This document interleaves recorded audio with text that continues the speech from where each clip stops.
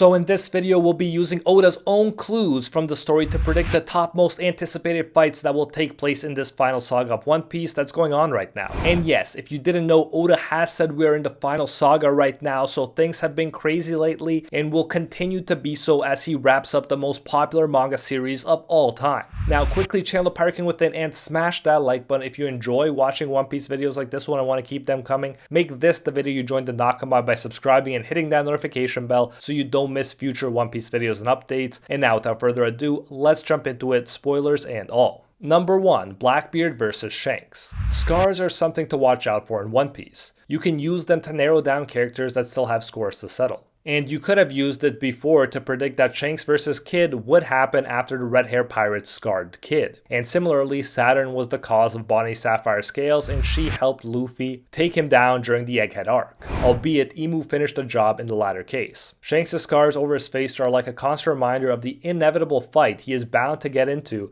against the guy who gave it to him, Blackbeard. This scar was actually given to Shanks before Blackbeard had a single devil fruit, but he did have his Wolverine-like claw weapons that were probably used in the scarring incident. Now you might be thinking, how could a pre-Dark Fruit Blackbeard give a scar to Shanks, arguably one of the strongest characters and specifically one of the strongest hockey users in the series? Some might cast this information aside as a lucky shot, but that's ignoring what Shanks himself said to Whitebeard when he was warning him about Blackbeard. Out of all of his scars, Shanks says that it is the ones that Blackbeard gave him that ache. He makes it clear that he didn't get the scars because he was being careless. Blackbeard is just that dangerous. He predicted what Blackbeard was capable of long before Blackbeard became a Yonko. At the Paramount War, when he stops the war, Shanks asks Blackbeard if he wants to fight, and Blackbeard just laughs and says, "I got what I wanted, this is not yet the time for me to fight you." Of course, the clear implication that's impossible to miss is that there will be a time in the future for them to fight. Oda is telling us in black and white that this fight is inevitable. Shanks also seemed to warn the Gorosei about Blackbeard when he wanted to talk to them about a certain pirate. To be fair, it's still not confirmed if that certain pirate he wanted to talk about was in fact Blackbeard. Still, knowing what we know about these two, Blackbeard would be the most likely pirate he'd be talking about and warning about.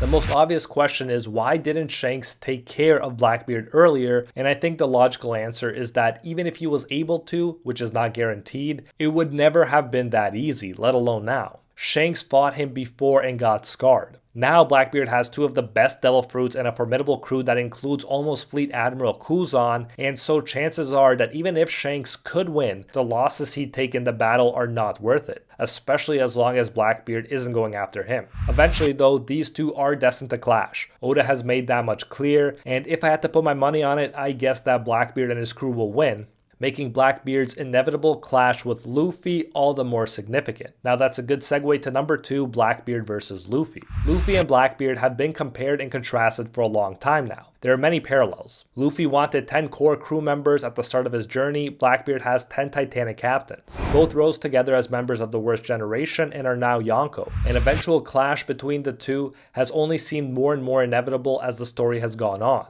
And I'd assume that when they do clash finally, Luffy will take on Blackbeard and each Straw Hat will take on one of the 10 Titanic captains. And yes, by that point, I think Luffy's crew will be complete and have 10 official core members besides Luffy. They are both ambitious and believe in their dreams, but we can't not mention their differences.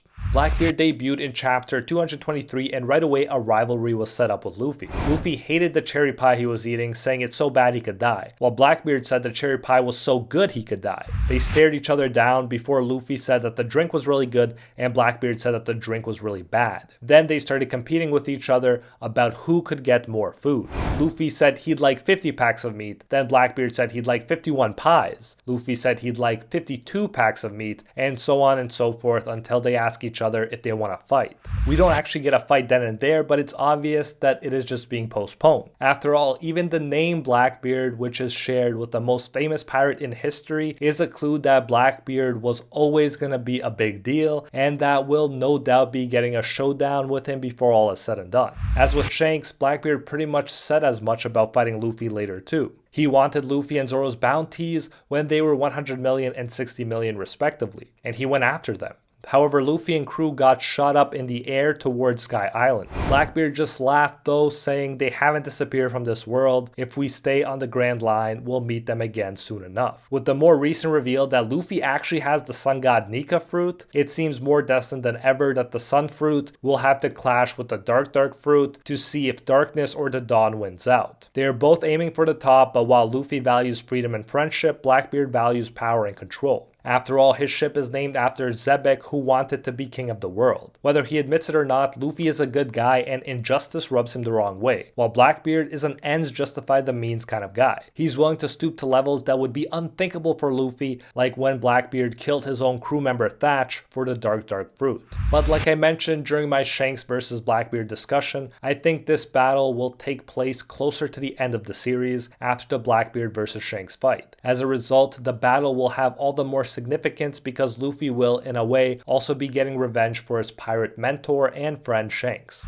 Number 3. Luffy versus Sakazuki. Again, we go back to scars predicting future fights, and in this case, the big X on Luffy's chest marks the spot. During the Paramount War, Sakazuki tried to finish off Luffy, but didn't manage to do it thanks to the help of others like Ace and Jinbei. However, Sakazuki did manage to kill Ace, Luffy's brother, and it led to one of the most dramatic moments in the history of One Piece. After Ace sacrificed his own life to save Luffy's, a powerless Luffy breaks down and cries. We all know that Sakazuki still wants Luffy dead, and we all need that sweet satisfaction that would only come from a stronger Luffy coming back and getting revenge for his fallen brother Ace against the guy who seemed so much stronger than him back then. Sakazuki isn't as evil as Imu-sama, but he still has plenty to atone for, including destroying the civilian evacuation ship at Ohara, and he was even ready to take out his own Marine Kobe, who was calling for an end to the fighting during the Paramount War before Shanks stopped him. So yes, I think that oversized X scar on Luffy's chest points to a final saga battle against Fleet Admiral Sakazuki during the final saga. Even the time he used advanced Haki to damage Kaido without touching his flaming dragon form made me immediately think that he could be ready now for a round 2 versus Sakazuki. My only fear is that if this great final war is big enough and Oda hurries too much, we might have non-Luffy characters taking on some big names, while Luffy is fighting someone else like Blackbeard or Imu.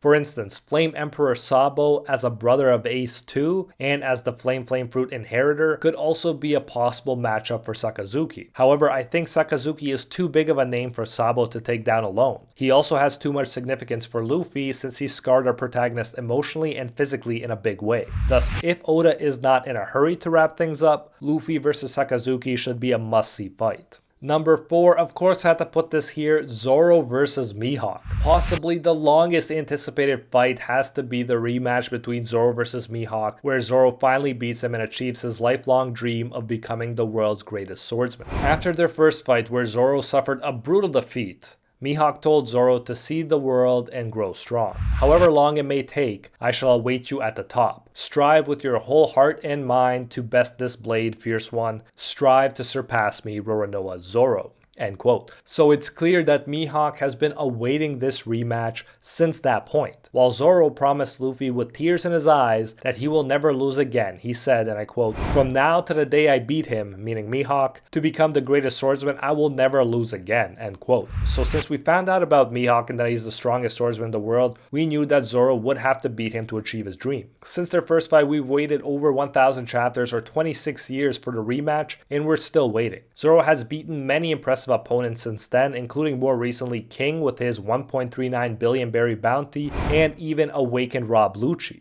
After his match with Lucci, he notably held his own in a short clash with Nusjuro, who seems like one of the strongest Gorosei, and it's thanks to Zoro and his ability to stop Nusjuro's attacks that the Straw Hat ship wasn't destroyed. So yes, Zoro has come a long way since that first match versus Mihawk, and it's clear with the final saga here that Zoro will be fighting and beating Mihawk sooner than later, just like it's clear that Luffy will become the Pirate King. Since Zoro and Mihawk are fan favorite characters, and since we've been waiting so long for this fight, I wouldn't be surprised if it's the most anticipated fight for a lot of One Piece fans. Number 5, Dragon versus Emu. This is an inevitable fight because Emu is at the pinnacle of the system that Dragon is trying to overthrow. If Shanks and Blackbeard are mortal enemies, Dragon and Emu are even more so. Because Oda has kept both of them and their powers shrouded in mystery, just watching Dragon or even Emu fight would be enough to make a battle one of the most anticipated of the final saga. However, by putting them up against each other, you amplify the hype so much more. We've been waiting for so long for Dragon, the world's worst criminal, to actually do something himself, to have a big moment, and it just hasn't really come yet. Hopefully it's because Oda is saving him for this epic fight.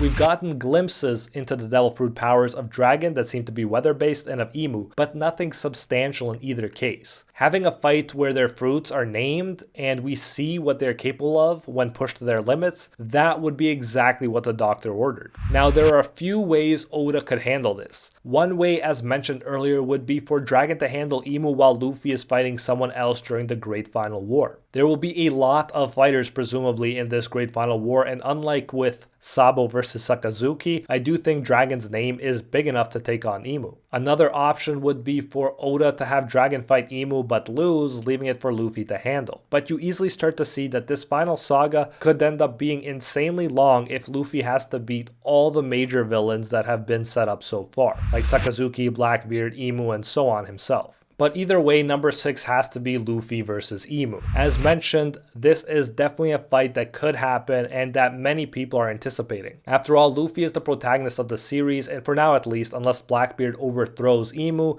Emu is the evil king of the world and thus the biggest and baddest of villains. Emu has shown that they already have a history with Joy Boy. When Emu sensed his haki being released from Emeth, Emu identified it as Joy Boy and it reawakened the centuries-old trauma, bringing Emu to their knees. Luffy is also Joy Boy, as Emeth has pointed out, or at least a new era Joy Boy, so it would make sense for the story for him to finish this long-standing war by surpassing even the original Joy Boy in power and doing what the old Joy Boy couldn't, using the awakened Sun God Nika fruit that they both had to finally finish off the seemingly immortal Emu and their demonic devil fruit once and for all. Now there may be an upset along the way, like Blackbeard getting to Emu first and taking their devil fruit for himself, so that in a way Luffy's fight versus Blackbeard and Emu are combined, but we'll have to wait and see. For now, until Emu is taken down, Luffy versus Emu will remain one of the most anticipated final fights in One Piece for people. And of course, there's the long-awaited rematch of Legend, one that we've waited for even longer than Zoro versus Mihawk. Of course, I speak of the rematch we've been waiting for since the Orange Town arc, way back in the beginning of the series, the one between now Yonko, Luffy, and Buggy. But I don't have to waste time explaining how epic that would be. Some things in this world are just self-evident. And if you did enjoy this video on how the fights in the final saga are gonna look, then you don't want to miss my recent video explaining the 12 key players and factions of the final saga, the ones that Oda singled out as being especially important in the final race for the One Piece. Link to that is on screen right now. Like and subscribe for more One Piece, and I'll see you in the next one.